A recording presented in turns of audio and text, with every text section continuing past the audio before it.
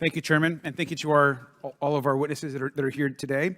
Now, I want to just start on, we all know that on June 16th, 2015, Donald Trump rode down the escalator at Trump Tower to launch his campaign for president.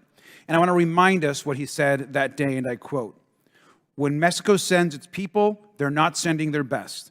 They're not sending you, they're not sending you, they're sending people that have lots of problems, and they're bringing those problems with us. They're bringing drugs, they're bringing crime, they're rapists," end quote.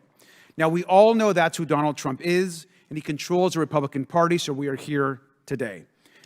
He's basing his 2024 campaign, as we all know, on the exact same rhetoric.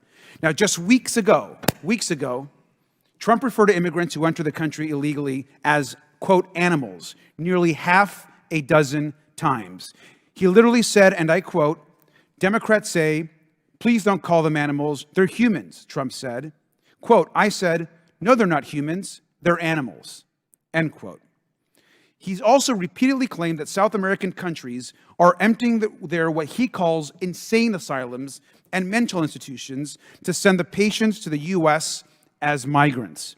Now, we know that's not happening, and here's evidence that even his own campaign can't provide any evidence for in what he said. What he continues to say are lies and untruths. These fact checks are important. Now, I'm an immigrant. I came here as a young child. My parents came here to build better lives. My mom worked as a healthcare worker. When I took an oath to become a U.S. citizen, it was the proudest day of my life. And so I personally am offended, not just from what I hear, but for the way Donald Trump and the House majority speaks about migrants and folks that come here for a better life. Donald Trump wants to claim that people like me and my family are poisoning the blood of our country, as he likes to say. It's disgusting and it's un-American. And it has real consequences, like the white supremacists at Charlottesville, who Trump called, and I quote, "very fine people." It provokes people like the white nationalists who targeted people of Mexican descent in El Paso, murdering 23 innocent people. Now, I love this country. I know that our chairman also loves this country, but I also think it's important that we don't divide all of us that are here. We should cut through the noise and actually look at some of the facts and data. And as much as some in the House majority may not like facts and data, it's important to review them. I want to run through some unanimous consent requests. Here's NBC. Trump's claims of a migrant crime wave are not supported by national data. Without objection. Thank you.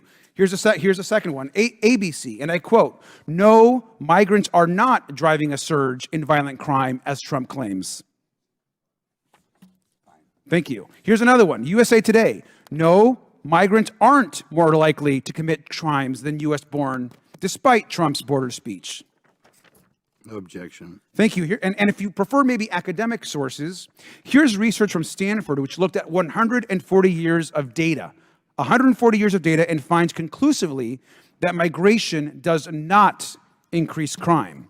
Right now, in fact, immigrants are 60% less likely to be incarcerated than people born in the United States. 60% less likely. And let's be clear, undocumented people are less likely to be incarcerated than native-born people as well. And here's a Brennan Center report, which hopefully points out that, and I quote, "The spike in violent crime happened on Trump's watch, not Biden's. In 2020, the final year of the Trump presidency, murder rose by nearly 30% and assault by more than 10%. So I'd like to submit that as well, sir. Thank you. So just to conclude, under President Biden, crime has fallen nationwide, and those are the facts. So I just hope that we can stop with the fear-mongering, and I look forward to the rest of the